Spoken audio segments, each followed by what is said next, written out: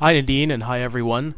It's Samir Grover here, and I just wanted to give my opinions on this case and an approach to an elevated alkaline phosphatase the way that we see it in gastroenterology.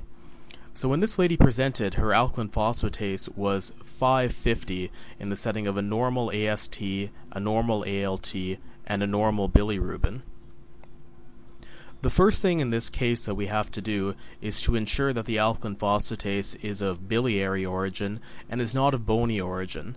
And the key diseases that we look for in terms of bony disease are Paget's disease, primary bone tumors such as osteosarcomas that can produce rather large amounts of alkaline phosphatase, as well as metastasis to bone.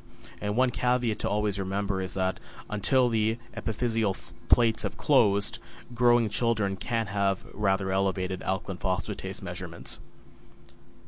Next, we have to exclude other conditions that are not biliary.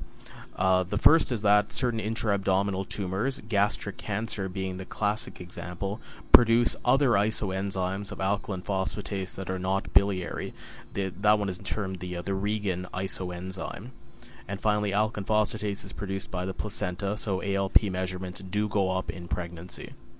The way to determine whether the ALP is truly of biliary origin is to test for other biliary enzymes, such as GGT or 5' NTD, or to check what the fractionation of the alkaline phosphatase isoenzymes are, and if one sees biliary alkaline phosphatase on electrophoresis, that tells us that the alkaline phosphatase is truly biliary. Once we've established that it's biliary, the next question is, where is it coming from in the biliary tree? And the classic divider is large bile ducts versus small bile ducts. And the small bile ducts are located within the liver parenchyma themselves. You recall those on cross-sections of the liver seen in pathology class, one sees tiny bile ducts which eventually make their way into canaliculi. Disease processes of the large bile ducts are best determined by imaging, and while a patient like this you'd normally send for an ultrasound in order to evaluate the biliary tree, the gold standard to evaluate the common bile duct and the smaller ducts that are outside the liver is other forms of cholangiography. Cholangiography essentially is any modality that's used to take an image of the bile duct, and there are three major modalities for cholangiography. The first is percutaneous transhepatic cholangiography, or PTC, which is when one injects dye percutaneously through the skin, through the liver, into the bile duct identified on ultrasound or on fluoroscopy, and by injecting dye one's able to obtain an image of the bile duct.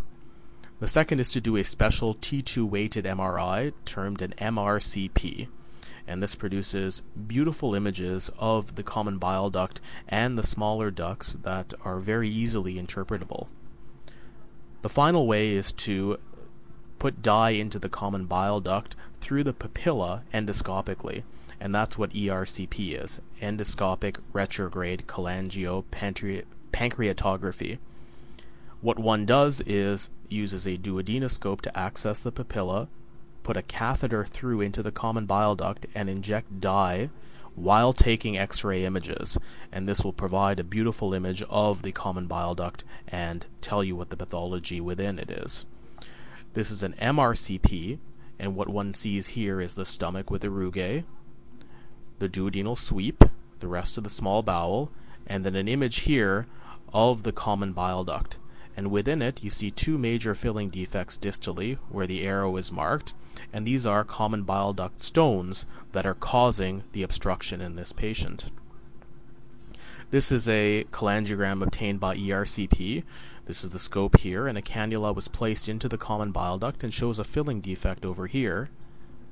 This represents a cholangiocarcinoma, sort of growing inside the wall, and one can see it even higher up within the duct, and the rest of the duct is dilated.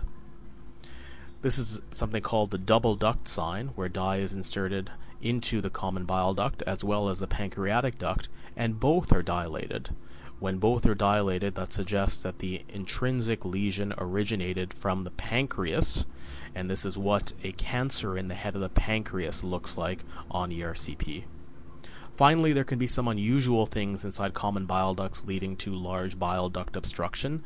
This is a squiggly filling defect that was seen at the time of ERCP, and when a sphincterotomy was done to extract it, one sees that it's an Ascaris worm. This is from New England Journal of Medicine from 3 months ago. On the other side of things is the intrahepatic picture, the small bile ducts, and the best test to identify causes in terms of a gold standard is a liver biopsy. And on a liver biopsy, there are certain features that you'll see in all causes of intrahepatic cholestasis, and that is the spilling of bile, which is readily evident on just routine H&E staining. Slowing of bile is called cholestasis and is one of the two major branches of intrahepatic causes of an elevated alkaline phosphatase. Bile can be slowed by medications, the classic ones being phenytoin, antibiotics such as penicillins and sulfa drugs, and androgens. You also get cholestasis and sepsis on patients who are on TPN. It happens physiologically in pregnancy, in inherited conditions such as progressive familial intrahepatic cholestasis, as well as a host of other conditions. The second group of conditions that will cause an intrahepatic elevation of your alkaline phosphatase is actual destruction of the small bile ducts. And that can be caused by autoimmune processes such as PBC, primary biliary cirrhosis, stricturing processes such as primary sclerosing cholangitis, which one sees in ulcerative colitis, as well as infiltrative diseases that grow inside the liver and destroy the small bile ducts, such as diffuse hepatocellular carcinomas, sarcoidosis, hemochromatosis, and non-alcoholic fatty liver disease, where it's the fat that infiltrates into the liver. Now back to Our Lady.